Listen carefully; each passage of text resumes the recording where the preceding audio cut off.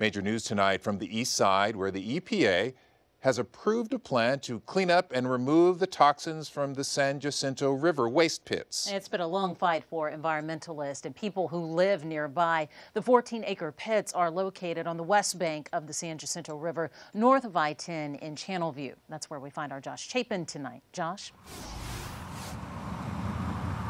Len and Mia, experts say this site became an issue, get this, more than 50 years ago. That's when paper mill waste was disposed of here on the banks of the San Jacinto River. Tonight, finally some sense of relief for the environment and folks who live nearby who have had to deal with this site for years.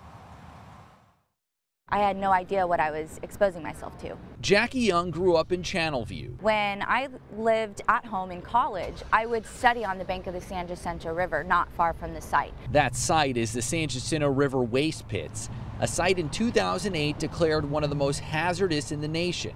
Recently, Hurricane Harvey caused the Superfund site to flood, releasing toxins into the river. Our communities live in fear of when the next storm is going to strike our coast. It's not if we get hit by another hurricane. It's going to happen. Today, the Environmental Protection Agency approved a plan to remove more than 200,000 cubic yards of contaminated waste from the site. So for us, this means that our future generations, as long as the pits are removed, will not have to live in fear of when the next storm comes. Young said this is a far better solution than the temporary caps on top of the waste pits right now, a site Young and her family moved away from because of the health hazards.